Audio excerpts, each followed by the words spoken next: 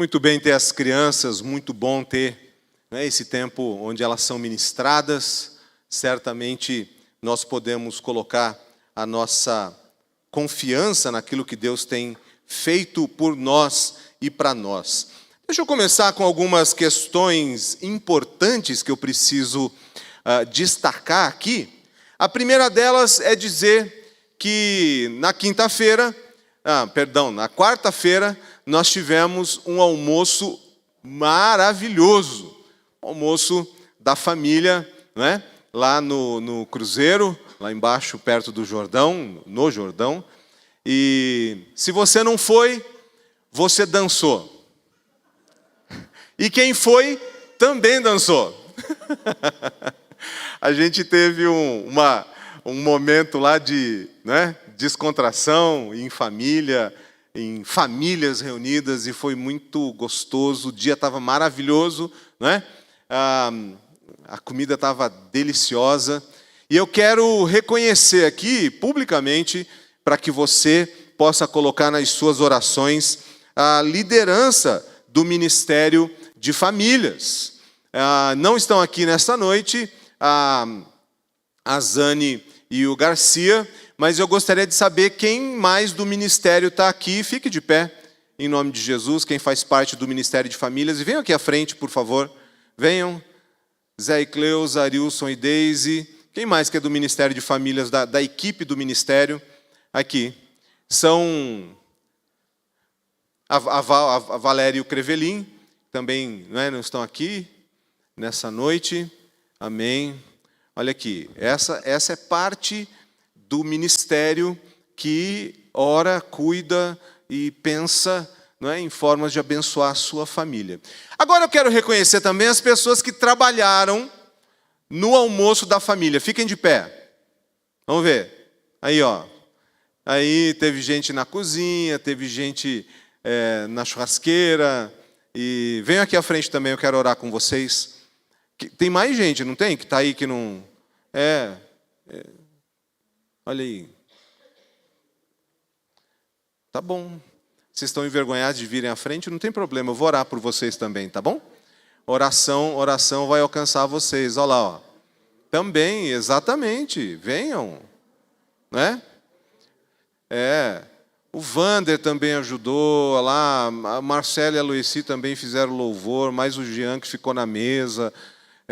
Gente, na verdade, se a gente fosse trazer todo mundo que fez alguma coisa na quarta-feira, né, a gente ia estar todo mundo aqui. Eu quero fazer isso porque a palavra fala, a Bíblia fala que honra quem tem honra, ou seja, a gente precisa reconhecer e dar glórias a Deus, agradecer ao Senhor, porque Ele é um Deus que age por meio das nossas vidas. Deus age o tempo todo de formas poderosas, mas Ele também age especialmente por meio das nossas vidas. Então eu quero ter um momento de oração, de intercessão por essas vidas, e eu gostaria que você pudesse orar comigo. Feche os teus olhos, vamos abençoar essas pessoas. Pai amado, nós colocamos no teu altar, Senhor, esses teus filhos e filhas, e todos aqueles e aquelas que também participaram, Senhor, de toda a organização, de todo o serviço, de toda a infraestrutura do almoço que nós fizemos, das famílias, Senhor, que estiveram presentes, das pessoas que foram impactadas pelo teu amor e graça, em nome de Jesus. Pai, que cada ação, que cada pensamento, que cada gesto, que cada palavra, em nome de Jesus, seja como semente lançada nos corações, que frutifiquem e deem frutos que permanecem, Pai. Nós fazemos tudo para a tua honra e glória, nós fazemos tudo para que Jesus Cristo seja conhecido, e eu te louvo, Pai, porque essas mãos, essas pessoas puderam, Senhor, fazer um pouco mais de Jesus Cristo, do seu amor, reconhecido e conhecido no nosso tempo. Pai, te pedimos, abençoa as famílias, abençoa, Senhor, aquelas famílias que muitas vezes são apenas de uma pessoa, e Pai, nós te pedimos que o Senhor esteja nos ajudando a acolhermos os teus filhos e filhas e sermos uma grande família na tua presença, sermos corpo de Cristo, igreja, em nome de Jesus. Derrama sobre nós o teu Espírito Santo sempre, para que nós possamos, Pai, praticar a tua misericórdia, compaixão e amor, em nome de Jesus. Amém. Amém. Queridos, obrigado, Deus abençoe. Podem sentar, em nome de Jesus, que Deus continue agindo pela tua vida, por meio da tua vida, em nome de Jesus. Eu quero convidar você a abrir a sua Bíblia na carta, ou melhor, no livro de Hebreus, ou a carta universal, que é enviada para todas as igrejas de Hebreus. Hebreus, capítulo de número 3, nós vamos ler os versículos 12, 13 e 14. Hebreus, capítulo 3, nós vamos ler o versículo 12, 13 e 14. A organização que o Garcia e a Zani fizeram para esse almoço foi impecável, quero dizer para vocês, viu? Não gastaram tempo com muita reunião, os contatos foram feitos rapidamente e as coisas saíram maravilhosamente bem. Eu louvo ao Senhor pela vida deles, muito mesmo. Hebreus capítulo 3, versículos 12, 13 e 14. Tenham cuidado, irmãos, para que nenhum de vocês tenha um coração perverso e descrente, que se afaste do Deus vivo. Pelo contrário, animem ou encorajem, eu prefiro essa versão, essa palavra, encorajem uns aos outros todos os dias, durante o tempo que se chama hoje, a fim de que nenhum de vocês seja endurecido pelo engano do pecado. Porque temos nos tornado participantes de Cristo, se de fato guardarmos firme até o fim a confiança que desde o princípio tivemos. Senhor amado, em nome de Jesus, nós buscamos, Senhor, a tua direção, a tua face, a tua voz. Queremos ouvir, Senhor, o teu conselho, o teu ensino. Queremos ser tratados no mais profundo daquilo que nós somos, de como nós vivemos, de como podemos aprender a viver. Em nome de Jesus, Senhor, fala conosco nessa noite poderosamente, Pai, para que nós possamos ser tratados e curados por Ti. Que a Tua palavra seja, Senhor, essa ação terapêutica em nós, nos leve ao encontro de Jesus, para a honra e glória do Teu nome, em nome de Jesus. Amém. Na semana passada, a gente pôde refletir um pouco como viver no meio da turbulência. E aprendemos que o avião não cai por causa da turbulência. Ela pode cair por um erro humano, pode cair por um problema mecânico, mas por turbulência não cai. E assim é a vida. Muitas vezes nós achamos que vamos sucumbir às turbulências da vida, mas a presença do Senhor nos mostra outra coisa, nos mostra essa possibilidade de sermos animados ou reanimados na presença do Senhor. Hoje a palavra, ela nos fala sobre coração. Sobre coração. Como está o seu coração? É a pergunta que eu faço inicialmente. Como está o seu coração? Alguns vão falar assim, puxa, eu fui no cardiologista na semana passada, né? Fiz como é que chama? É isso mesmo, que né? Passa o gelzinho e tal, e vê o coração, as veias, fala, tá bom, né? Mas eu quero que a gente possa refletir um pouquinho mais poeticamente. Como vai o seu coração? Vira para a pessoa que está do teu lado, veja o rostinho dela em resposta a essa pergunta. Como vai o seu coração? Qual será que é o enigma dessa resposta de quem está do teu lado? Interessante. Primeiro porque a carta aos Hebreus, ela tem alguns objetivos e é interessante quando a gente compreende o propósito, o objetivo das cartas quando elas são quando nós estudamos, porque as cartas elas têm começo, meio e fim. E se a gente simplesmente fica pensando temas no meio das cartas, a gente perde o todo. E a carta aos Hebreus ela tem uma reflexão teológica muito profunda, deixando muito clara a superioridade de Jesus Cristo, a superioridade do Messias, a superioridade da revelação de Deus em Jesus Cristo, portanto, da nova aliança que Deus faz conosco. A aliança do passado, feita lá no Sinai, preservada no Antigo Testamento, é bacana, é joinha, é boa. Mas a nova aliança em Jesus Cristo é infinitamente superior, é infinitamente melhor, é infinitamente mais ampla e poderosa do que a antiga aliança. Isso a gente precisa ter clareza. A nossa fé é cristocêntrica. O nosso olhar é para Jesus Cristo. O Antigo Testamento, ele é muito importante porque ele aponta para o Messias, porque ele indica o Cristo, porque ele diz que um menino nos nasceu e um filho nos será dado e o seu nome será o nome acima de todos os nomes.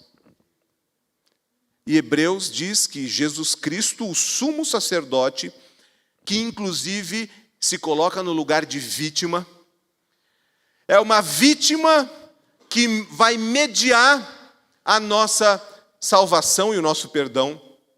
De fato, o livro de Hebreus inclui talvez cerca de 100 citações diretas e indiretas, especialmente do livro de Levítico. Especialmente, e muitos dos salmos são tratados nos versículos do livro de Hebreus. De forma muito clara, o livro de Hebreus, a carta aos Hebreus, destaca que Jesus é o grande, superior e único libertador. Ele é Rei dos reis e Senhor dos senhores, ele é vítima e é sumo sacerdote, ele é o único capaz de nos dar essa experiência de libertação, e a sua obra é superior a qualquer outra ação ou evento que Deus já tenha executado no meio do seu povo e em toda a terra. Jesus Cristo é superior a todas as coisas. E o livro de Hebreus, então, vai fazer essa descrição. Ele é maior, ele é superior nas suas promessas, ele é superior como o santuário ao qual nós nos dirigimos, ele é superior no sacrifício que bastou, ele é superior nos resultados que ele alcança na nossa vida. Então, o livro de Hebreus tem essa ideia da superioridade como algo que é apresentado a nós como uma revelação clara de quem é Jesus. Por quê? Porque possivelmente, quando o livro de Hebreus foi escrito, nós estamos falando de uma segunda geração de cristãos.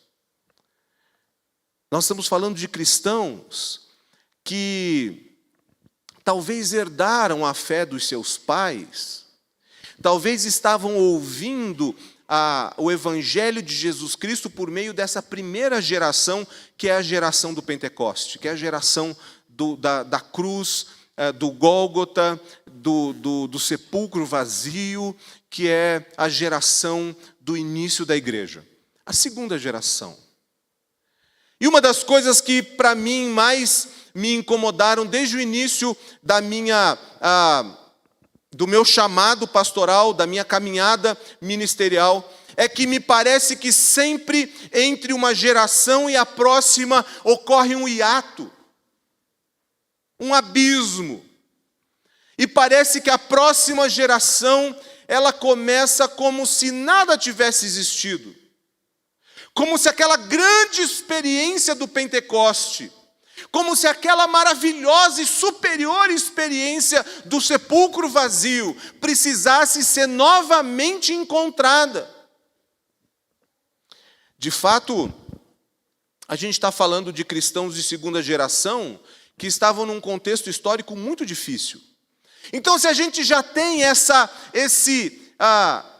precariedade da fé, a gente encontra no contexto de Hebreus as perseguições, a zombaria aos cristãos, as injustiças cometidas na perseguição, a humilhação, as prisões, as tribulações, e tudo isso é considerado no texto de Hebreus.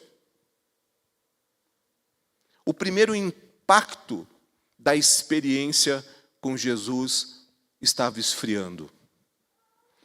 Aquele primeiro grande impacto da ação de Deus por meio de Jesus Cristo, os milagres, a multiplicação de pães e peixes, a ressurreição, a cruz, o Pentecostes, isso estava de alguma forma esfriando no coração dessa segunda geração, perseguida, humilhada,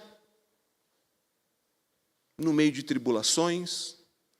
Me parece que isso acontece com a gente de uma forma ou de outra.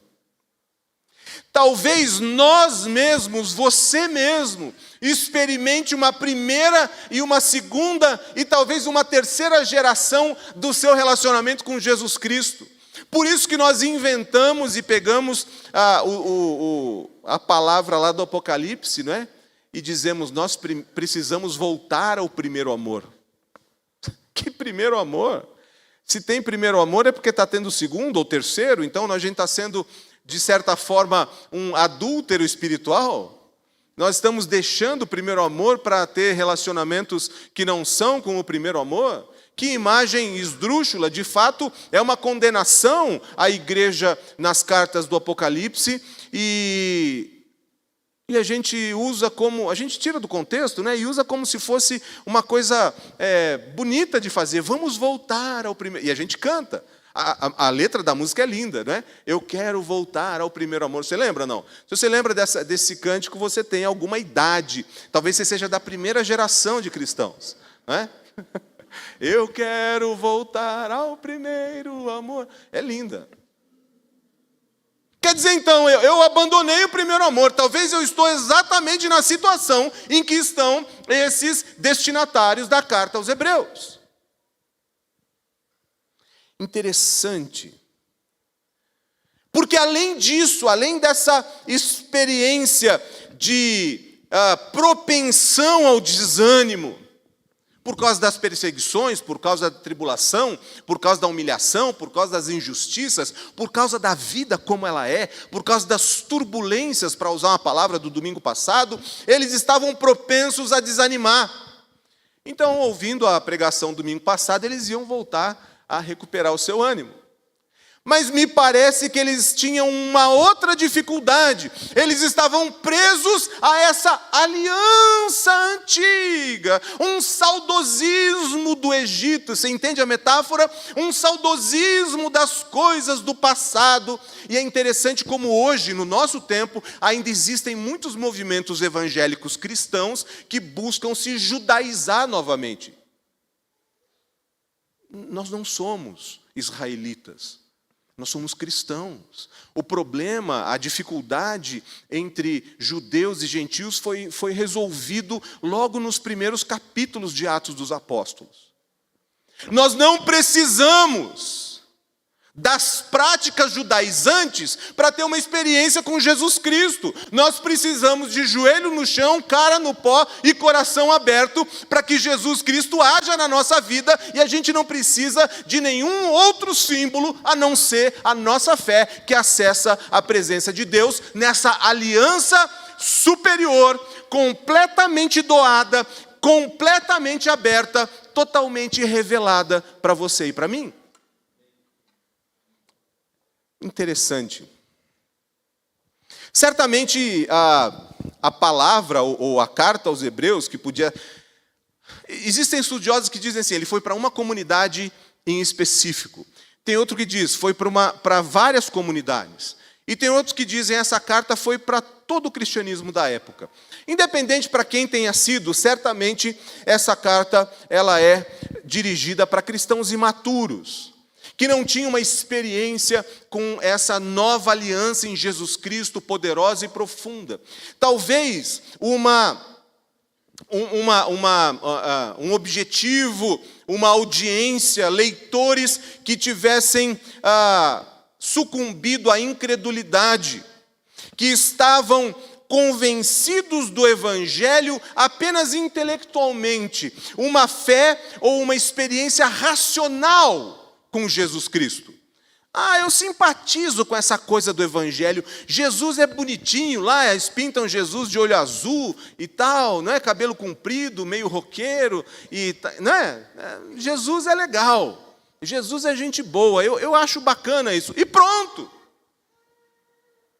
Mas a nova aliança, superior a qualquer ação que Deus já tenha feito na história da humanidade, essa nova aliança em Jesus Cristo, ela é infinitamente superior, mais profunda, mais exigente, mais abrangente e completamente transformadora.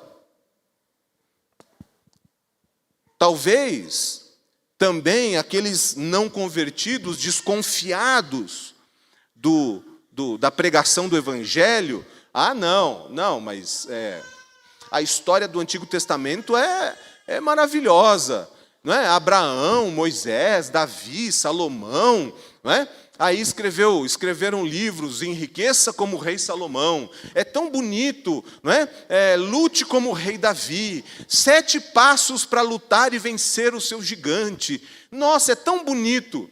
Mas Jesus, eu não sei, na cruz, morreu, é demais para mim, eu não quero crer. Então não eram nem simpatizantes, eles não eram tão pouco imaturos, crentes, mas imaturos ainda, eles não eram os racionais que simpatizavam com o Evangelho, mas um outro público que recebeu essa carta, certamente eram esses desconfiados, não convertidos.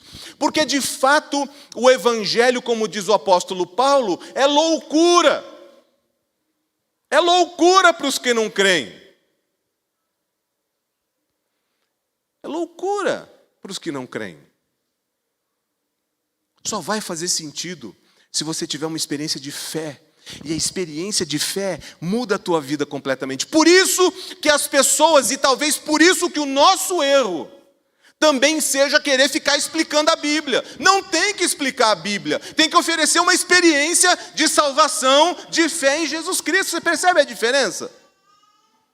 Tem gente que é difícil, e pergunta, e vai lá nos detalhes. E por isso que tem muitas seitas que trabalham com essa coisa de ficar colocando dúvida no que está escrito.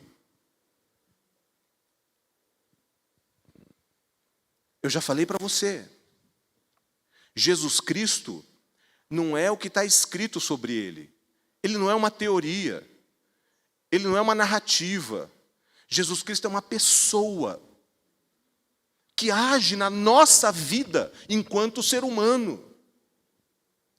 Os escritos a respeito de Jesus nos dão direção, nos dão caminho, nos dão um norte, nos orientam, nos mostram como a coisa funciona. Mas Jesus Cristo é experimentado, não só na razão, não só nas emoções, mas na totalidade da nossa existência. Então, essa carta vai para imaturos, vai para racionais, vai para os desconfiados, vai para as pessoas que estavam passando por tribulação, por dificuldade, por perseguição, por tristeza, por desânimo, pessoas que estavam, de alguma forma, se afastando dessa experiência poderosa com Jesus, tentando encontrar um caminho mais fácil de ser cristão.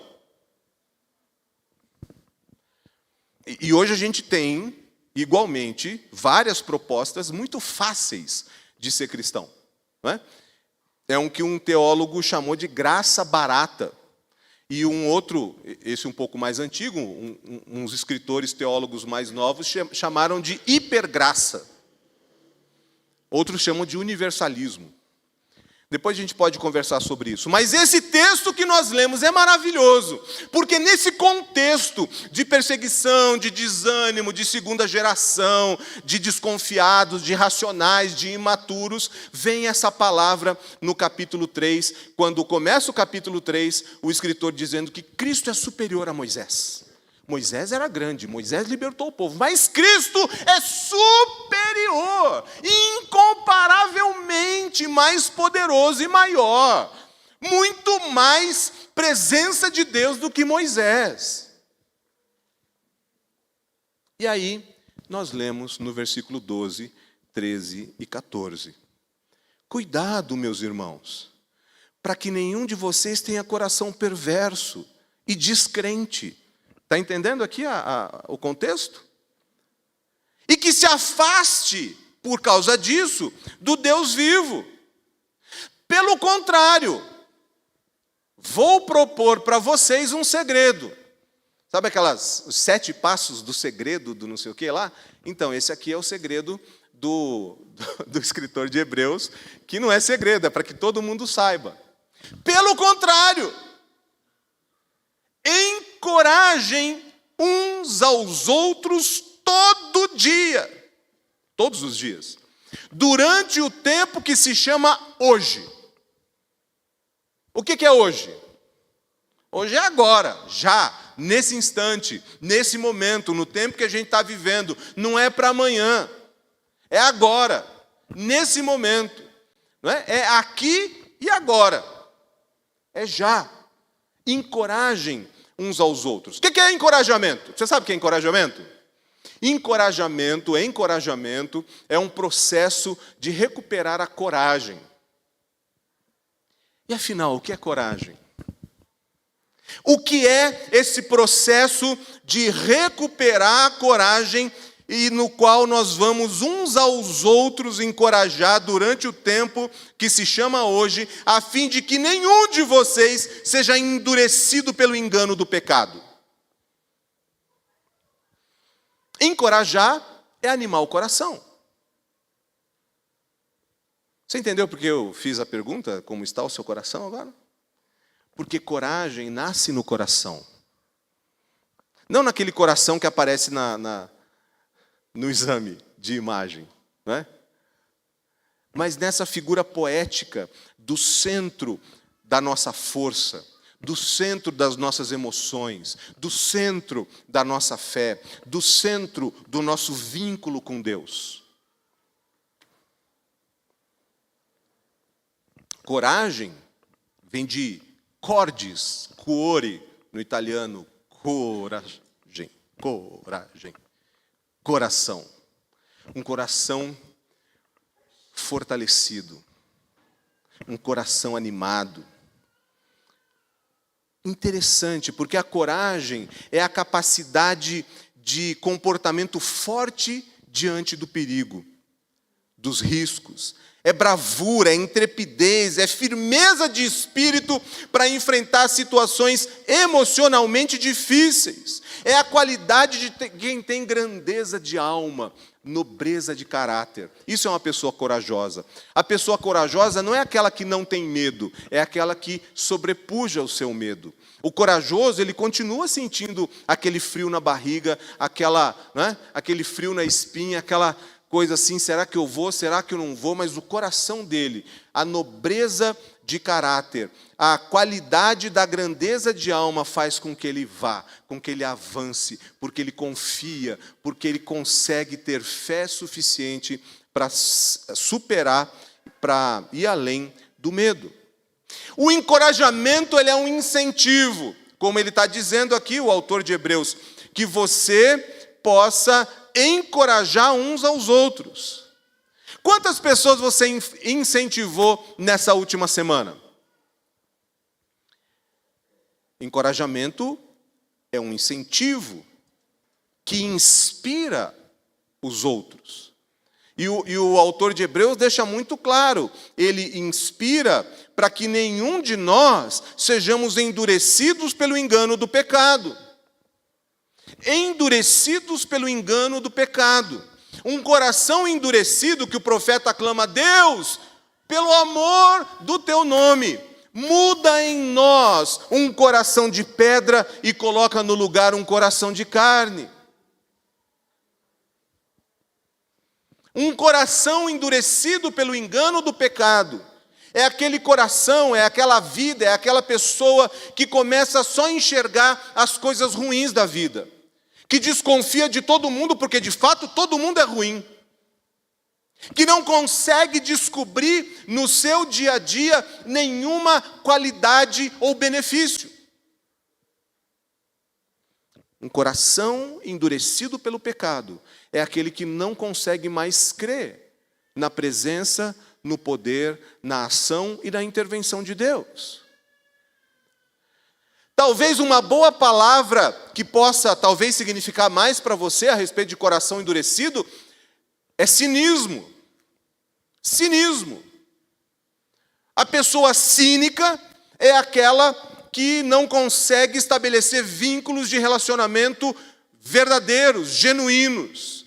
Está sempre desconfiando, está sempre achando que o outro tem segundas intenções, sempre com um pé atrás, porque a vida é ruim, porque a vida é ameaçadora, porque tem perseguição, porque existe injustiça, porque tem tribulação. Então eu preciso ficar sempre protegido, precavido, achando que tudo é ruim, todos são ruins, todos são maus. Ok, é uma escolha de vida. Mas o cinismo, ele apaga a nossa existência.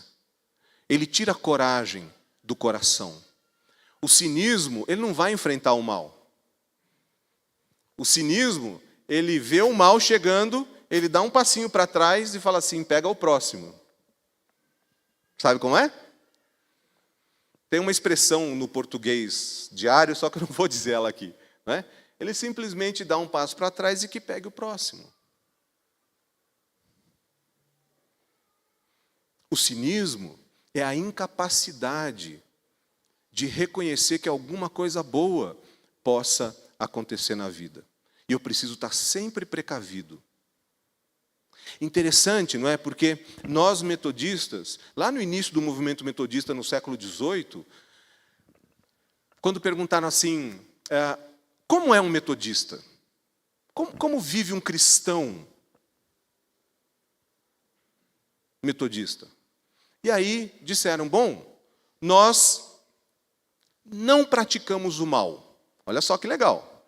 Não praticamos o mal. Mas não basta isso, nós zelosamente praticamos o bem. Nós não apenas damos um passo atrás falando assim, não faço mal. Mais do que isso, muito mais profundo, nós zelosamente, proativamente, para usar uma palavra bonita do nosso tempo, praticamos o bem. Mas não é qualquer bem. Não é qualquer bem. É um bem qualificado, que atende às ordenanças da palavra de Deus. Você entende como é diferente? Então o metodista não pratica o mal, zelosamente pratica o bem e atende, cumpre, vive as ordenanças de Deus. O encorajamento é um processo que facilita o desenvolvimento interno da coragem de uma pessoa para um movimento positivo, de avanço, de ação. O encorajamento nos transforma. Ele incute coragem no nosso coração. Ele transforma a nossa perspectiva de ver o mundo. Encorajamento não é simplesmente para mudar o comportamento, mas para colocar a coragem dentro de nós e confiança para a mudança. O encorajamento gera coragem que gera mudança. Por isso que o autor de Hebreus diz, você está no público dos imaturos, da segunda geração de cristãos? Você está no público dos racionais? Ou você está no grupo dos não crentes? Falou assim, não importa. Que nós possamos uns aos outros nos encorajar, para que essa coragem gere mudança, transformação na nossa vida. Alguns autores classificam dimensões do encorajamento, mas tem um deles que coloca 3 dimensões do encorajamento. A primeira é uma visão positiva de si mesmo. Só consegue encorajar o outro quem tem uma visão positiva de si. Olha aqui, o primeiro benefício, encorajamento cura a gente. Porque a pessoa que é insegura, ela não vai encorajar o outro. Porque encorajar o outro Envolve reconhecer qualidades que o outro tem. E se o outro é inseguro, se eu sou inseguro, eu não vou conseguir reconhecer qualidade de ninguém, porque eu vou me sentir inferiorizado. Então, o primeiro benefício das dimensões do encorajamento é que isso gera em nós uma visão positiva a respeito da minha própria vida. A segunda dimensão é um sentimento de pertencimento, porque para reconhecer qualidades na vida do outro, para exaltar, encorajar qualidades na vida do outro, eu preciso ver o outro, enxergar que o outro existe, prestar atenção no que ele está fazendo e reconhecer que ele, ela, são pessoas que têm qualidades e eu vou exaltar, eu vou afirmar, eu vou encorajar que essas qualidades continuem a ser desenvolvidas na vida do meu irmão e minha irmã. E aí eu me sinto participante da vida do outro. Num tempo de solidão, num tempo de isolamento, num tempo de individualismo crônico e doentio, não há nada melhor. Eu me senti parte, porque eu estou entendendo, rapaz, isso é legal em você. Moça, continua nesse caminho, continua firme, porque Deus está usando a sua vida. Terceira dimensão do encorajamento, e essa talvez para mim seja a mais legal de todas, é a coragem de ser imperfeito. Porque o encorajamento não precisa que eu seja perfeito ou que você seja perfeito. O encorajamento não precisa que eu seja meticulosamente certo em tudo que eu faça. Que eu seja perfeitamente cumpridor de todas as leis divinas para ser encorajado. Pelo contrário, o encorajamento é exatamente esse processo de me levar no caminho de santificação na presença do Senhor.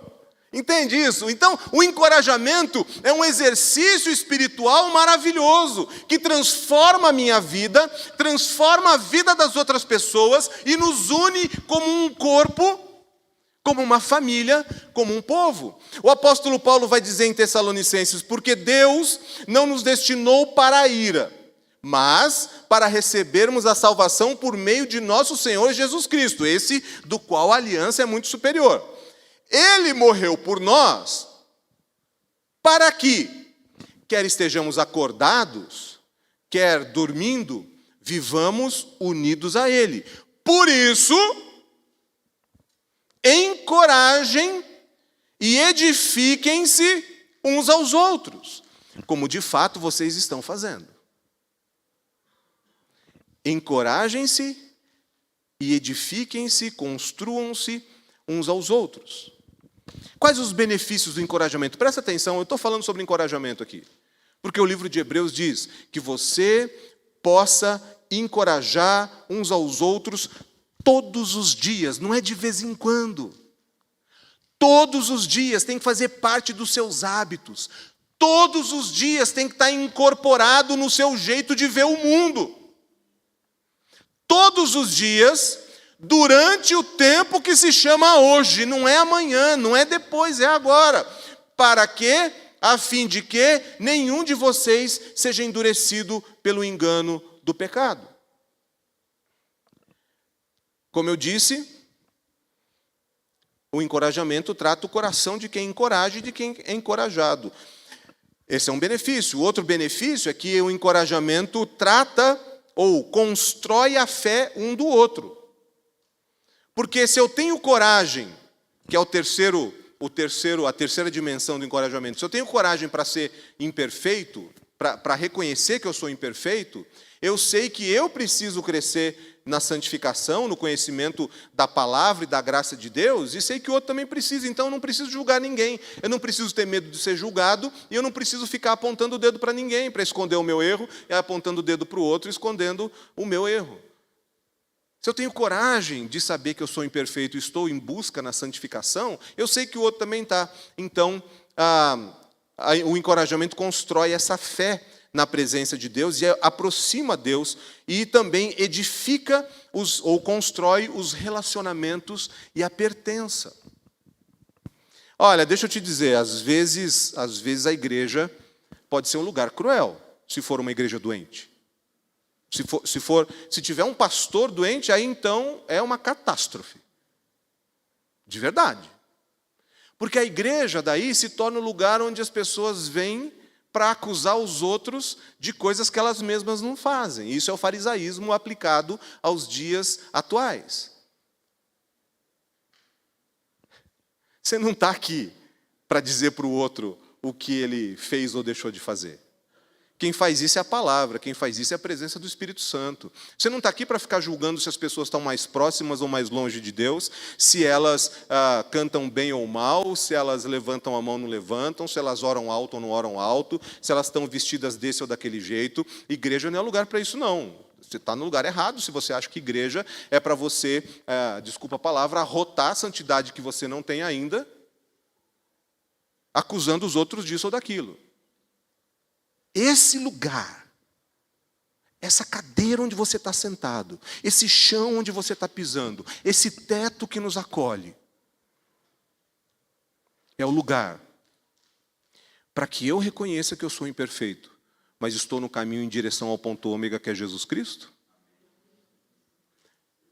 e que eu estou com outros irmãos e irmãs que estão caminhando comigo em direção a Jesus Cristo, que também são imperfeitos como eu sou, que também precisam tomar decisões como eu preciso, que também precisam fazer e lutar para que o pecado não endureça o meu coração, me afastando do Senhor. Eu quero dizer para você, e eu digo sem sombra de dúvida e sem medo de errar, existe muita gente que se diz crente, cristão, semideus, e tem o coração endurecido mais do que qualquer rocha, pedra, cristal, diamante. A coisa mais dura que possa existir no universo é o coração da pessoa que não reconhece o caminho de Jesus Cristo e a necessidade de nós caminharmos em direção a eles. Existe muita gente que se diz cristão e tem um coração de pedra. E o salmista já sabia disso, e o profeta já sabia disso, e Jesus já sabia disso, quando ele diz que o nosso coração precisa ser transplantado para um coração de carne. Bom, vamos lá, vamos para a prática. Você já entendeu então o que é encorajamento, né? Você já entendeu como é que faz e quais os benefícios do encorajamento? Você já entendeu que Hebreus, que está nesse contexto de um povo, alguns que são não convertidos, que não conhecem a Jesus, outros que são simplesmente racionais, até decoraram um versículo, né? Decoram o Salmo 119 e declamam inteiro, mas o Salmo não entra no coração, ou aqueles que são imaturos, ou aqueles que são de segunda geração e estão meio perdidos. O texto que nós lemos em Hebreus diz: tenham cuidado, meus irmãos, para que nenhum de vocês tenha um coração perverso e descrente, que se afaste do Deus vivo. Pelo contrário, encorajem-se uns aos outros todos os dias, durante o tempo que se chama hoje, a fim de que nenhum de vocês seja endurecido pelo engano do pecado. Por quê? Porque temos nos tornado participantes de Cristo, se de fato guardarmos firmes até o fim a confiança que desde o princípio tivemos. Como encorajar os outros? Primeiro, seja guiado pela palavra. Então, talvez por isso pouca gente encoraje o seu irmão, porque não conhece a Bíblia. Né? Porque se conhecesse a palavra, ia falar com os seus irmãos, como diz o texto bíblico, com salmos e hinos espirituais, dando sempre glórias a Deus. Né? Então, né? Primeira ação para encorajar o outro: conheça a palavra, seja guiado pela palavra. Ah, pastor, mas então vai demorar muito até eu conhecer a Bíblia. Não tenho nem comprei Bíblia ainda, Senhor. Como é que eu vou aprender a encorajar? Bom, 2 textos para você treinar encorajamento. Gálatas 5, 22 e 23. O que tem em Gálatas 5, 22 e 23? Porque o fruto do Espírito é amor, paz. Exatamente. Vocês já estão craque no negócio, hein? Esse é um primeiro texto. Por quê? Porque você pode notar na vida das pessoas o amor, a alegria, a paz, a paciência, a perseverança, a fé, a mansidão, o domínio próprio. Você pode falar assim: meu irmão, glória a Deus, a sua paciência está fazendo com que eu busque mais paciência na minha vida. Isso é encorajamento. O jeito fala assim: é mesmo? Eu nem sabia que eu era tão paciente assim. Sim, você está me inspirando. Acabou de encorajar o seu irmão, a sua irmã. Domínio próprio. Talvez seja o mais difícil, né? Por isso que está em último lá no versículo 23, né? Meu irmão, minha irmã, eu louvo a Deus porque você está me inspirando a dominar as minhas paixões e desejos, porque eu vejo que você é uma pessoa que sabe o que faz. Você tem domínio próprio. E a pessoa fala: nossa, nem tinha percebido. Você encorajou a pessoa. Percebe? Encorajamento não é nem lisonja, nem bajulação. Tá bem? Bajulação é você fazer um elogio falso. Lisonja é a mesma coisa. É você fazer um elogio em coisa que não existe. Sabe como é? Você chega para o sujeito e fala assim: nossa, mas a sua inteligência... Eu não vou nem continuar, né? Mas você já imaginou como é, né? E a pessoa se bate mais que... Tá bom, você pode até encorajar ele, mas não é verdade. Encorajamento não é mentira, não é falsidade. Não confunda uma coisa com outra. Bajulação e lisonja, elas estão bem dentro do campo do pecado, do coração endurecido. Segundo texto que você pode usar para encorajar, sendo fiel à palavra, é 1 Coríntios 12. O que tem em 1 Coríntios 12? A descrição, a comparação que Paulo faz entre os dons que Deus derrama na sua igreja como se fosse um corpo. E tem vários dons. E aí ele descreve vários dons. Você pode notar para as pessoas e dizer assim: puxa vida, vamos pensar, no almoço da família, você soube, como ninguém, colocar fogo na lenha que assou as costelas. Não é bom? É ótimo você reconhecer isso. Né? Seja guiado pela palavra. Segundo, seja específico. Reconheça algo de real e concreto na vida da pessoa. E aí, talvez seja um problema, porque daí você precisa ter atenção para a pessoa. Você precisa ter atenção.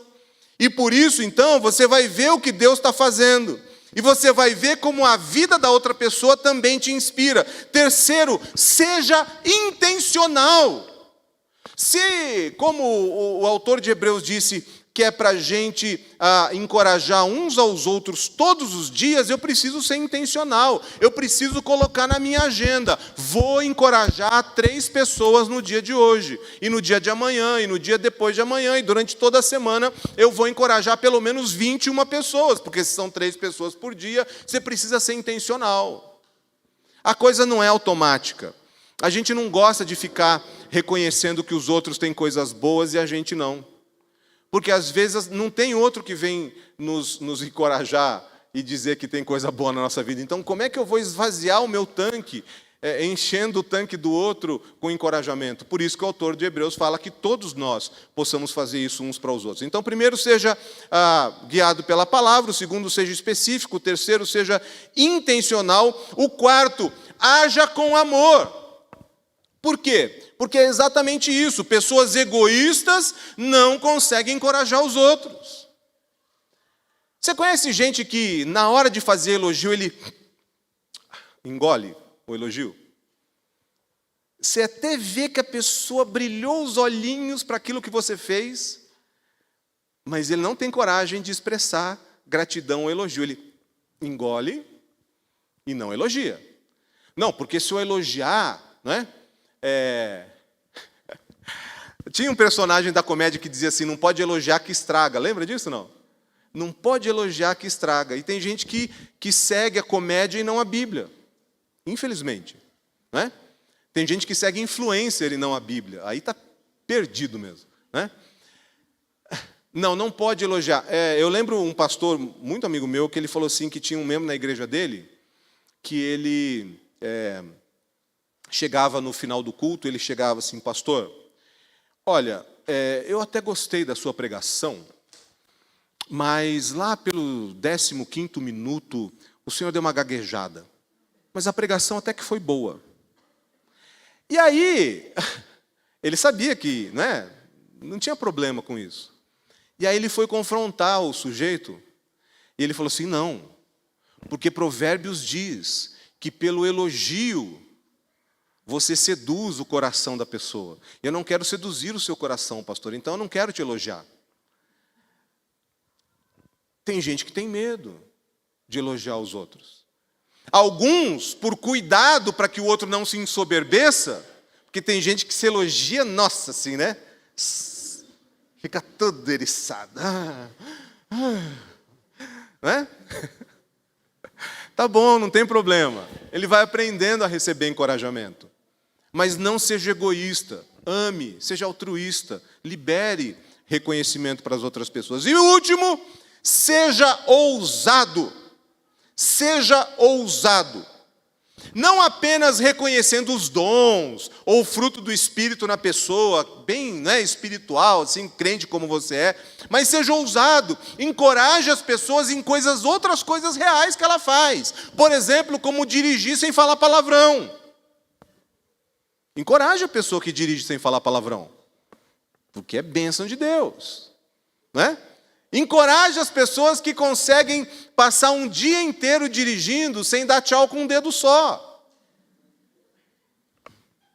Não é uma boa, encoraja, porque isso quer dizer que ela tem domínio próprio. Porque, de fato, talvez um dos lugares mais difíceis da gente ser crente é dentro de casa, no trânsito, no futebol. Para os homens. Talvez no vôlei, né, Marião? Onde tem competição, né? Ou na patinação, Luici, não sei, né? Patinação é muito light, né? Todo mundo de bem e tal. Seja gentil, seja gentil. Quanto mais você se identificar com a batalha que o outro está passando, mais amoroso vai ser o seu encorajamento. Se você vê que você também é imperfeito e tem coisas que você gostaria de alguém para te dar um up, um empurrão, faça isso para outras pessoas. Então, lembrando a você, como faz? Seja guiado pela palavra, seja específico, seja intencional, seja amoroso e seja ousado. Sabe aquelas palavras, meu irmão, continua, você está indo bem. Você vê que ele está se esforçando. Talvez não esteja sendo excelente, maravilhoso como Davi, e Davi foi mal à beça. Não é? Talvez não esteja sendo tão bom quanto Pedro. Que bom que não estou sendo tão bom quanto Pedro. Encoraje as pessoas ao teu redor. Eu gostaria de convidar você, nessa noite, a escolher pelo menos 3 pessoas. Tá bem? Pensa em 3 pessoas que durante essa semana você intencionalmente vai chegar e vai encorajar. Você pode começar dentro de casa, faz bastante diferença. Se você é aquele sujeito, aquela sujeita que tudo nos mínimos detalhes, que acha que se elogiar estraga, muda isso agora em nome de Jesus. Termina o culto aqui, já começa a pensar, o que eu vou falar de bem para o meu amor, para a minha amada, o que eu vou dizer para o meu filho, para a minha filha, para o meu pai, para a minha sogra, Vai pensando aí, Vai pensando, tem que ter desafio. Vamos fazer um movimento de encorajamento nessa semana, especialmente porque nessa semana a gente tem o Dia de Ação de Graças, Dia de Gratidão. Na quarta-feira, na verdade, o Dia de Ação de Graças é na quinta-feira, nós vamos fazer na quarta-feira e vamos agradecer a Deus. Eu quero te encorajar a reconhecer tudo aquilo que Deus tem feito na tua vida, porque Deus tem agido na tua vida, porque Deus tem agido por meio da tua vida nessa igreja, e você tem abençoado outras pessoas. Eu quero orar por você, para que nós não tenhamos o nosso coração endurecido pelo pecado, mas nós possamos encorajar uns aos outros, todos os dias, no tempo que se chama hoje, para que nós estejamos mais próximos do Senhor. Feche os teus olhos. Pai amado, nós colocamos em Tua presença, em Tuas mãos, Senhor amado, a nossa vida. Tu sabes, Pai, que muitas vezes nós não conseguimos reconhecer aquilo que o nosso irmão ou irmã faz de bom, de bem, ou porque nós não queremos enxergar o nosso irmão ou irmã, ou porque nós temos medo de elogiar, de reconhecer ou de encorajar, mas em nome de Jesus, Pai, a partir de agora nós já escolhemos e estamos pensando em pelo menos 3 pessoas nessa semana, para que nós possamos encorajá-las, pessoas que estão próximas de nós, e nós mais criticamos do que encorajamos, pessoas, Pai amado, para as quais nós engolimos e negamos palavras de encorajamento, mas nós queremos, Senhor, que as tribulações, as dificuldades, as perseguições, Pai amado, as turbulências da vida, não endureçam o nosso coração.